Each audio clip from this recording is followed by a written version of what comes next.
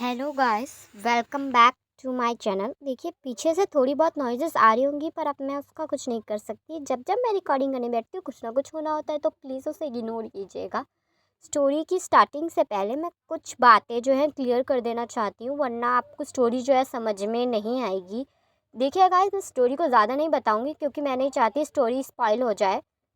पर मैं बस इतना बताऊंगी कि स्टोरी जो है 2 टाइम ज़ोन में चलेगी। फर्स्ट टाइम ज़ोन होगा हिस्टोरिकल टाइम ज़ोन होगा, जो कि हमारे वांगशंस का होगा, और जो सेकंड टाइम ज़ोन होगा वो मॉडर्न टाइम ज़ोन होगा, जो हमारे तेकुक का होगा। बाकी जो आपको स्टोरी में पता चलता जाएगा कौन सा करेक्टर कैसा है और वो किस तरीके की सोच रखता है, बाकी आपको स्टोरी के बारे में धीरे धीरे पता चलेगा जैसे स्टोरी डेवलप होगी। मैं ज़्यादा इसे नहीं बता रही हूँ, वरना स्टोरी जो है स्पॉइल हो जाएगी, तो इसलिए मैं नहीं बता रही। बट थोड़ा वेट कीजिए, आपको स्टोरी जो है समझ में आ जाएगी। स्टोरी की स्टार्टिंग करने से पहले मैं करेक्टर के बारे में कुछ खूबियाँ बता देती हूँ, हमारे मेन करेक्टर्स के बारे में। पहले हमारे वांगशन से शुरू करेंगे। जो हमारे वांगशन में है, हम फर्स्ट बताएंगे हमारे लैंजन के बारे में। हमारा जो लैंजन है वो लैन क्लैन का किंग है, यानी वो सब क्लैंस पे रूल करता है। बट हाँ, वो लैन क्लैन से है, इसलिए लैन क्लैन का नाम सबसे आगे लिया जाता है। लैन क्लैन के ही ज़्यादातर लोग जो है राजा बनते हैं, और अभी जो राजा है वो है हमारा लैंजन। लैंजन जो जाना जाता है वो अपनी सच्चाई के लिए जाना जाता है, और वो निष्पक्ष राजा है। वो अगर कुछ गलत हुआ है तो वो निष्पक्ष फैसला करता है। कभी भी ये नहीं करता कि ये मैं इसे जानता हूँ या ये मेरा फैमिली मेम्बर है तो मैं इसे फ्री कर देता हूँ या मैं इसे इसकी सज़ा जो है कम कर देता हूँ, नहीं। बट अगर वो फैसले पे आता है, अगर कुछ गलत हुआ है तो वो सामने वाले इंसान को नहीं देखता, वो वही सज़ा सुनाता है जो सामने वाले इंसान के लिए होनी चाहिए। वो उसमें रहम बिल्कुल, इसलिए वो जाना जाता है। साथ ही साथ जो वो जाना जाता है अपनी स्ट्रॉन्ग पावर के लिए जाना जाता है। उसके पास बहुत ज़्यादा स्ट्रॉन्ग कल्टिवेशंस पावर हैं, वो बहुत ज़्यादा स्ट्रॉन्ग है और बहुत ज़्यादा काम और शांत राजा है। वो कोई भी जो फैसला है वो गुस्से में या हड़बड़ाहट में बिल्कुल नहीं लेता है। वो बहुत ही शांत नेचर का है, उसे गुस्सा दिलाना बिल्कुल आसान नहीं है। जब आ, हालांकि इतने सालों में उसे किसी ने भी गुस्सा करते हुए देखा ही नहीं है। वो इस चीज़ के लिए भी जाना जाता है कि हांगवन जो है वो गुस्सा नहीं करते। साथ ही साथ वो एक strong blood pure royal alpha है, जो कि इस बात से भी मशहूर है। और हाँ, लैंजन की वैसे तो शादी हो चुकी है, पर उसे अभी तक प्यार नहीं हुआ है। वो अपनी बीवियों की रिस्पेक्ट करता है, उनकी कदर करता है, पर हाँ, उनसे प्यार नहीं, वो उनसे प्यार नहीं करता। हाँ, अगर वो किसी से अटैच है तो वो अपनी माँ से और अपने छोटे भाई से बहुत ज़्यादा वो अटैच है। सेकंड जो कैरेक्टर के बारे में मैं इंट्रोड्यूस करा रही हूँ वो है हमारा विंग, हमारा विभूषण, जो कि क्यूट ओमेगा है।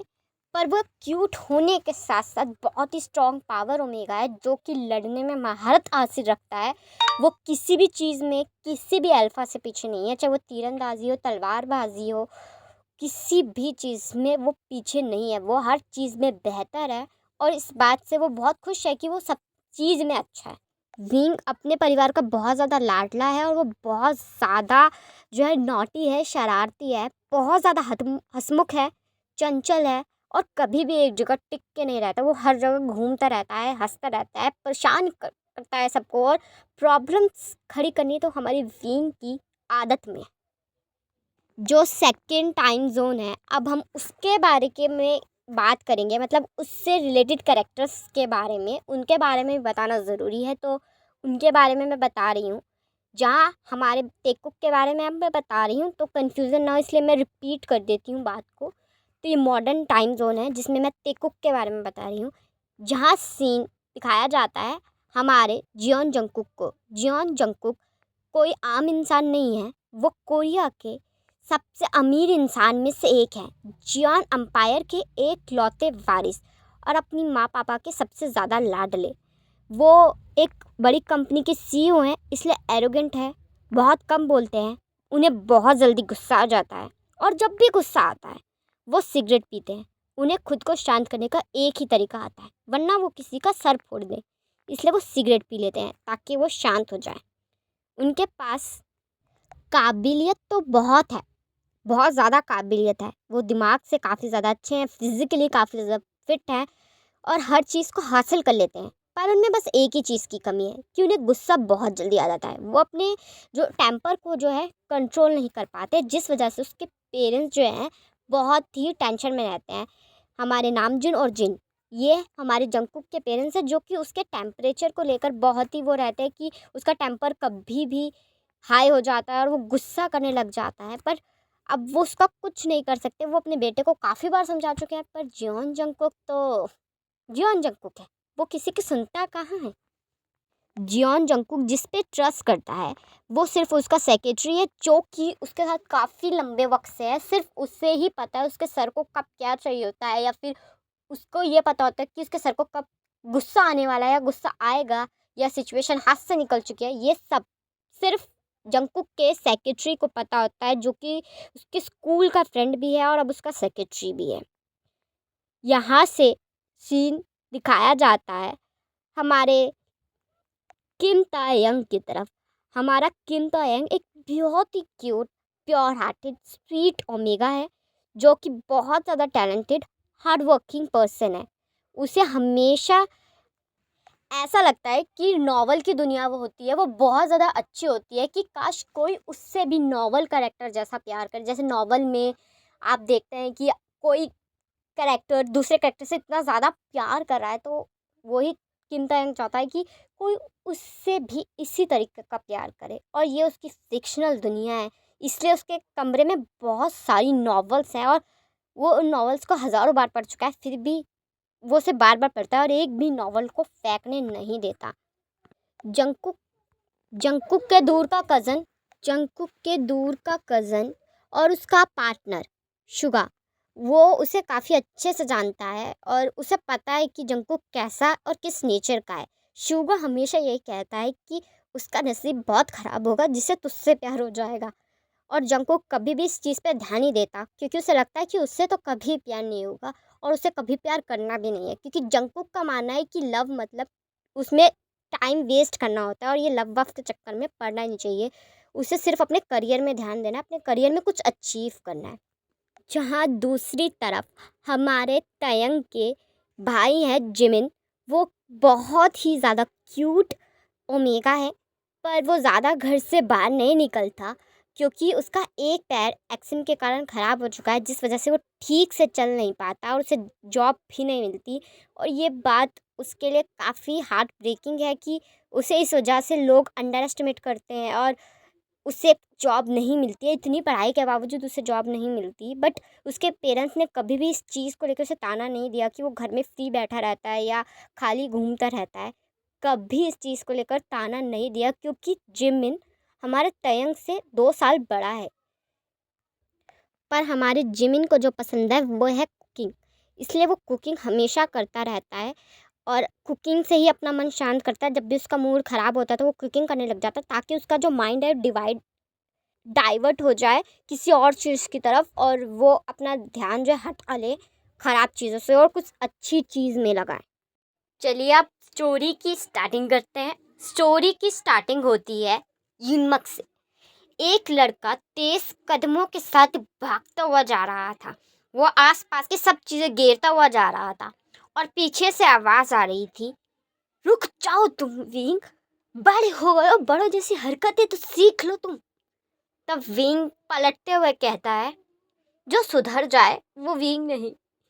ये कहकर विंग और तेज भागने लगता है और उसके हाथ में एक लेटर था और उसका भाई उसके पीछे भाग रहा था और उसे आवाज़ दिए जा रहा था और विंग आगे आगे भाग रहा था। फाइनली एक जगह जाके विंग रुक जाता है और उसका भाई भी थक जाता है और उसका भाई विंग से कहता है, बहुत हो गया, तू खत वापस कर रहा है या नहीं। तब विंग कहता है, अरे यार कितना डरपोक है तू, अगर तू किसी से प्यार करता है तो बाबा को जाकर कह देना, बाबा कौन सा तुझे फांसी पे चढ़ा देंगे, वो हमारे बाबा हैं, जल्लाद थोड़ी है। और वैसे भी वो हम दोनों से बहुत प्यार करते हैं और अगर वो लड़का अच्छा हुआ ना तो बाबा मना नहीं करने वाले। तब विंग का भाई कहता है, बाबा नहीं करेंगे, पर माँ, तुम माँ को जानते हो ना, माँ को तो हमेशा से बेटर, बेस्ट, सबसे अच्छा चाहिए। कम लफ्ज़ों में कहूँ तो उन्हें तुमसे बेहतर चाहिए। पता नहीं माँ के दिमाग में क्या चलता रहता है। और तुम चाहते हो ये जाके मैं घर पे बता दूँ? हाँ, माँ मार डालेंगी मुझे। तब वीन कहता है, आहा, देख मेरी बात, गौर से सुन। वो हाँ तुझे डांटती हैं थोड़ा सा, पर तुझे प्यार भी बहुत करती हैं। आखिर तू उनकी अपनी औलाद है यार। वो तुझे मार थोड़ी डालेंगी।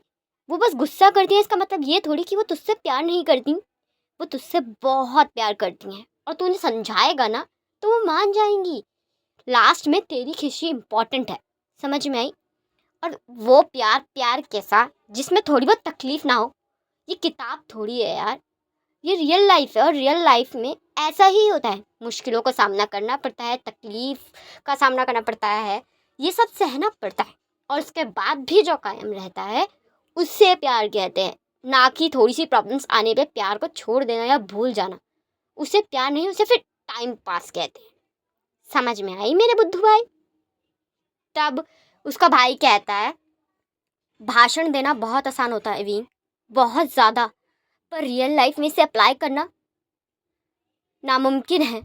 बिल्कुल नहीं, ये पॉसिबल नहीं है। ये सब बातें सिर्फ किताबों में अच्छी लगती हैं, नाटकों में अच्छी लगती हैं, जो हम देखते रहते हैं, पर ये सब रियल लाइफ से रिलेटेड नहीं है। ये हो ही नहीं सकता। मेरी ख्वाबों की दुनिया अलग है और रियलिटी अलग है। मेरे ख्वाबों की दुनिया में मैं अपने प्यार के साथ रहना चाहता हूँ, पर रियलिटी में ऐसा नहीं हो सकता, बिल्कुल नहीं हो सकता। ये एक हार्श रियलिटी है। और वैसे भी तू माँ के बारे में अच्छे से जानता है, वो नहीं मानेंगी। तब विंग कहता है, बस कर यार, एक बार उनसे बात कर तो ले, तू अपने आप कैसे डिसाइड। तब विंग का भाई कहता है, स्टॉप इट, बस कर दे। तेरी माँ नहीं है इसलिए तुझे नहीं पता। समझ में आई तुझे? तेरी माँ होती तुझे उन्हें समझाना पड़ता ना, और तू इस सिचुएशन में होता तब पता चलता। तब विंग कहता है, क्या? तब उसका भाई कहता है, वो वो मैंने फ्लो फ्लो में बोल दिया यार। तब विंग कहता है, ये ले लेटर, मैं वैसे भी किसी को नहीं देने वाला था यार। और सही कहा, मेरी माँ नहीं है, मुझे पता है माँ के बिना जीना कैसे होता है, पर माँ नहीं है इसका मतलब ये नहीं कि मुझे नहीं पता माँ कैसी होती है। मेरी माँ होती ना तो वो मुझे ज़रूर समझती, जैसे बाबा समझते हैं। बाबा मुझसे इतनी बार पूछते हैं कि मैं किसी को पसंद करता हूँ कि नहीं, पर मुझे कोई पसंद ही नहीं है, तो मैं उन्हें कैसे बताऊँ? माँ भी होती तो वो भी यही करती। खैर, मेरे नसीब में माँ का प्यार नहीं है, मुझे पता है। मैं इस नसीब से बहुत ख़राब हूँ ना, पर कुछ नहीं होता। चल, मैं मार्केट से आता हूँ। तब विंग का भाई कहता है, यार रुक ना, मैंने सच में तुझे हर्ट करने के लिए नहीं कहा था, वो बस गुस्से में निकल गया। तब विंग कहता है, हाँ हाँ पता है मुझे, तुझे गुस्से में निकला है, तूने इंटेंशन से नहीं बोला था। मुझे इस बात का बुरा नहीं लगा है, दिल पे मत ले, आराम से घर में जा, सो जा। मैं जा रहा हूँ मार्केट, और इतनी इतनी बातों का मुझे बुरा नहीं लगता। तू जानता है ना मुझे, मैं तो चला मार्केट, थोड़ा एंजॉय करूँगा। ये कहकर विंग मार्केट की तरफ निकल जाता है। यहाँ से सीन शिफ्ट होता है और कुछ घंटे बाद का दिखाया जाता है, जहाँ विंग नदी किनारे बैठकर ड्रिंक कर रहा था और आसमान की तरफ देखते हुए कह रहा था, मुझे पता है मेरा भाई कुछ भी टेंशन से नहीं करता कि मुझे हट कर दे, मुझे नीचा फील कराए, पर माँ, मुझे आपकी याद आती है। आप मुझे बहुत जल्दी छोड़ के चली गई। बाबा ने मेरी अच्छी परवरिश की है, कोई दो राय नहीं, वो मुझे बहुत प्यार करते हैं, पर अगर आप होती तो बढ़िया होता ना, जैसे मैडम यू उसे प्यार करती हैं, वैसे आप मुझे करती है ना। जब उसकी तबीयत खराब होती है ना, तो मैडम यू उसके पास से हिलती तक नहीं है। वैसे उसके सामने उस पर गुस्सा करती रहती है, पर जब वो दिखता नहीं है तो परेशान हो जाती है। अगर आप होती तो आप भी ऐसे ही करती, मुझे डांटती पर मुझे प्यार भी करती, ऐसे ही करती, मुझे अपने हाथ से खिलाती, मेरे लिए खाना बनाती, मेरे लिए बाबा से लड़ती, मेरी गलतियाँ छुपाती, बहुत कुछ करती। आपको पता है माँ, बाबा ने मुझे इतने साल में कभी नहीं डांटा। पता है क्यों? क्योंकि उन्हें हमेशा यही लगता है कि आप नहीं हैं, इसलिए मुझे ज़्यादा प्यार करना चाहिए, इसलिए वो मुझे कभी नहीं डांटते। मेरी कितनी भी बड़ी गलती हो पर वो मुझे नहीं डांटते। ये कहते हुए ये कहता हुआ विंग अपने आंसुओं को पोंछता है और कहता है, आपकी याद आ रही है, याद आ रही है, बहुत याद आ रही है माँ। यहाँ से सीन शिफ्ट होता है और कुछ देर बाद का दिखाया जाता है, जहाँ सीन शिफ्ट होता है और दिखाया जाता है कि मैडम यू विंग को डांट रही हैं और कह रही हैं, बेशर्मी की ना हद होती है विंग, हद होती है। तुम्हें क्या लगता है तुम्हारे पिता ने तुम्हें छूट दे रखी है तो तुम जो मर्जी आए वो करोगे? बिगड़ गए हो दिन ब दिन, और तुम गलतियां पे गलतियां करते रहते हो और तुम्हारे बाबा तुम्हें माफ पे माफ करते रहते हैं, है ना? सर पे चढ़ा लिया उन्होंने तुम्हें। शर्म हया है थोड़ी सी? बच्ची है या वो बेच खाई विंग तुमने मार्केट में? बता दो। एक ओमेगा होकर इतनी ड्रिंक कर कर घूम रहे थे तुम रास्ते पे? हद होती है तुम्हारी तो। लिमिट क्रॉस कर देते हो तुम हर बार, है ना? और फिर मुझे डांटने पे मजबूर करते हो और फिर तुम्हारे बाबा की नज़र में मैं बुरी बन जाती हूँ, मैं जल्लाद बन जाती हूँ, है ना?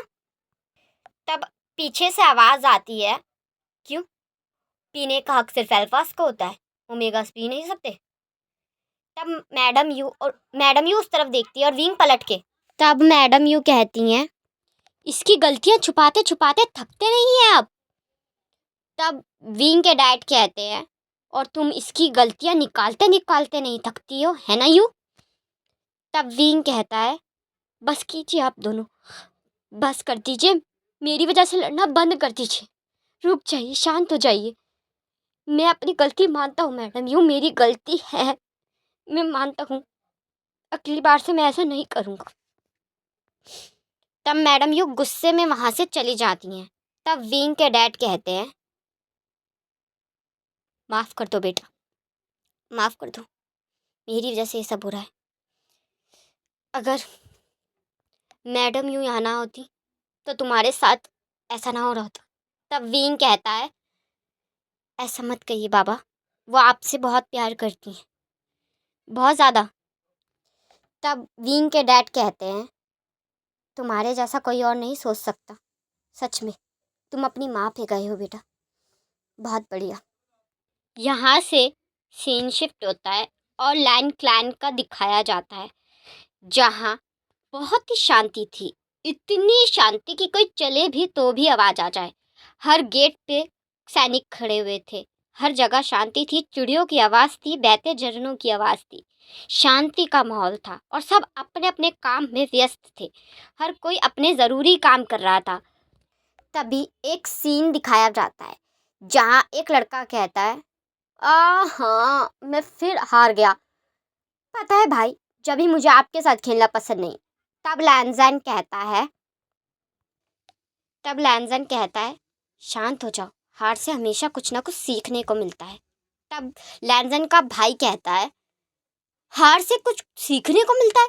भाई, हार से कुछ सीखने को मिले या ना मिले, पर बुरा तो पक्का लगता है। और मैं आपसे 12 साल से शतरंज के अंदर हार रहा हूँ, मैं एक बार भी नहीं जीता हूँ और आपको लग रहा है मुझे कुछ सीखा है? क्या सीखा हूँ मैं इस चीज़ से? हारने से कोई कुछ नहीं सीखता है भाई। तब लैंजन कहता है, हारने से हम बहुत कुछ सीखते हैं मेरे छोटे भाई। हारने से हमें दाव पेच पता चलते हैं, हमें ये पता चलता है कि हमारा दुश्मन कौन सी चाल कब चलने वाला है। जैसे कि तुमने लगभग मुझे हरा ही दिया था, बस मैं जीत गया, थोड़ा वक्त और लगेगा, तुम सीख जाओगे। तब लैंजन का भाई खड़ा होता हुआ कहता है, देखना भाई, जिस दिन आपको मोहब्बत होगी ना, तब मैं देखूंगा कि आप कितना सही कितना गलत देखते हैं, फिर मैं भी देखूंगा। वैसे आपको पता है, कहना पड़ेगा, इतनी सारी गुणी रानी होने के बाद भी आपको किसी से मोहब्बत नहीं हुई, कितने अनलकी हैं आप, है ना? तब लैंजन बहुत ही नरम लहजे में जवाब देता है और कहता है, मोहब्बत नसीब से होती है, उसे मांगा या छीना नहीं जा सकता। जब तक ऊपर वाले को लगता नहीं है कि आप मोहब्बत के लायक नहीं, जब तक आपको ऊपर वाला मोहब्बत देता नहीं, शायद मैं उसके लायक नहीं, इसलिए मुझे मेरी मोहब्बत मिली नहीं। तब लैंजन का भाई कहता है, उफ भाई, आपकी ये फिलॉसफी, आप चाहे जो मर्जी कह लें, पर देख लेना, जिस दिन आपको मोहब्बत हो गई ना, आपको दीन दुनिया नजर नहीं आएगी, कुछ नजर नहीं आने वाला, सिर्फ वो एक शख्स नजर आने वाला है, और उसके लिए ना आप कुछ भी कर जाओगे, कुछ भी। देखना, ना सही दिखेगा ना गलत, ना अच्छा दिखेगा ना बुरा, ना दिन दिखेगी ना ही रात, फिर देखूंगा मैं आपको। चलिए मैं चल रहा हूँ, मैं हार के थक चुका हूँ, मुझे जीतने जाना है अब। हाँ हाँ हाँ, ये कहकर लैंजन का छोटा भाई चला जाता है और लैंजन कहता है, तुम बड़े कब होगे मेरे छोटे भाई, बड़े कब होने वाले हो। यहाँ से सीन शिफ्ट होता है और दिखाया जाता है मॉडर्न वर्ल्ड का। हाँ जी, यहाँ से सीन दिखाया जाता है मॉडर्न वन, यानी टेक कुक। सीन स्टार्ट होता है एक लग्जूरियस सी कंपनी से, जहाँ एक शख्स की एंट्री करते ही सब उसे बो कर रहे थे, सब अपनी जगह पे फ्रीज हो गए थे, बस ये दिखा रहे थे कि उनसे कोई गलती होनी नहीं चाहिए और सामने वाला शख्स नाराज़ नहीं होना चाहिए, क्योंकि सामने जो शख्स चलता हुआ आ रहा था वो कोई आम शख्स नहीं था। इस जगह का सबसे अमीर आदमी में से एक था, कोरिया की सबसे जानी मानी शख्सियत जियोन जंगकुक। जियोन जंगकुक अपने सेक्रेटरी के साथ बात करता हुआ आ रहा था और उसका पूरा ध्यान अपने सेक्रेटरी में ही था। लोग उसे बो कर रहे थे, उसकी तरफ झुक रहे थे, पर उसका ध्यान उस तरफ बिल्कुल नहीं था। उसका सारा ध्यान अपने सेक्रेटरी की बातों पे था कि कौन सी मीटिंग कब है, उसे कब कहाँ जाना है, कैसे जाना है, वो सब उसका सेक्रेटरी से चलते हुए बता रहा था और जंगकुक सुन रहा था, क्योंकि जंगकुक का मानना था टाइम वेस्ट नहीं करना चाहिए। टाइम वेस्ट करना सबसे बड़ी गलती होती है, एक एक टाइम इम्पॉर्टेंट होता है। जंगकुक हमेशा ही हर किसी से कहता है कि उसका एक एक मिनट करोड़ों का है, तो वो अपना एक एक मिनट भी वेस्ट क्यों करे। उसे हमेशा एक अच्छी चीज़ में लगाना चाहिए। उसे टाइम पे काम करना बहुत पसंद है। टाइम पे काम जो नहीं करता है, जंगकुक को वो चीज़ बिल्कुल भी पसंद नहीं आती। यहाँ से सीन शिफ्ट होता है और जंगकुक के कैबिन का दिखाया जाता है, जहाँ जंगकुक गुस्से में कहता है, डैड ऐसा कैसे कर सकते हैं, उन्हें क्या लगता है मैंने कोई आश्रम खोल रखा है या ट्रेनिंग सेंटर। वो ऐसा, सच में उन्हें क्या लगता है मैं लोगों को ट्रेन करता हूँ, उन्हें नॉलेज देता हूँ बिजनेस की। वो ऐसे कैसे कॉलेज स्टूडेंट को मेरे यहाँ ट्रेन के लिए भेज सकते हैं, और वो भी वो चाहते हैं कि मैं उसे सिखाऊं, वो क्यों। तब जंगकुक का सेक्रेटरी नर्वस होते हुए कहता है, सर शांत हो जाइए, शांत हो जाइए, वो आपके डैड हैं, वैसे भी उन्होंने कुछ डिसीजन लिया है तो सोच समझ के ही लिया होगा ना।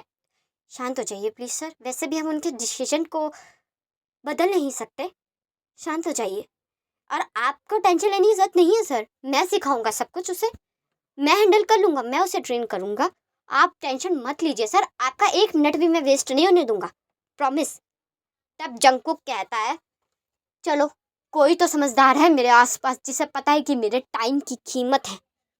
यहाँ से सीन शिफ्ट होता है और दिखाया जाता है कि एक लड़का भागता हुआ उतर रहा है। तब अचानक से आवाज़ आती है, ध्यान से तयंग, क्या तरीका है। तब तयंग कहता है, तरीका गया पहाड़ में, मैं लेट हो गया, आज मेरी जॉइनिंग थी और मैं 15 मिनट लेट हो गया, क्या करूं।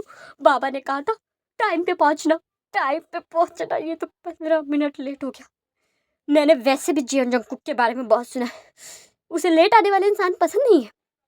इंटर्नशिप गई भाड़ में, वो मुझे निकाल देगा।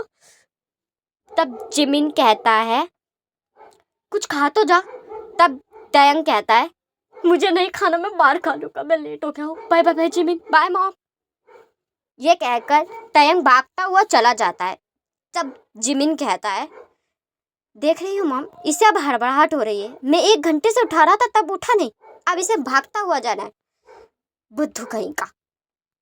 यहाँ से सीन शिफ्ट होता है और दिखाया जाता है कि जंगकुक पूछ रहा है कहाँ है वो लड़का जो आने वाला था आज। तब जंगकुक का सेक्रेटरी कहता है सर वो आने वाला था, मतलब आ रहा होगा, रास्ते में होगा सर। तब जंगकुक कहता है 15 मिनट ऊपर हो चुके हैं, वो रास्ते में होगा अभी तक, तुमने बताया नहीं कि मुझे लेट आना पसंद नहीं है।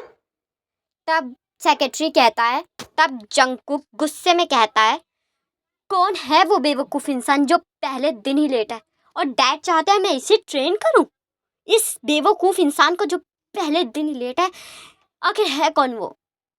तब जंगकुक का सेक्रेटरी कहता है सर वो एक ओमेगा है जो कि कॉलेज के फर्स्ट ईयर में पढ़ता है।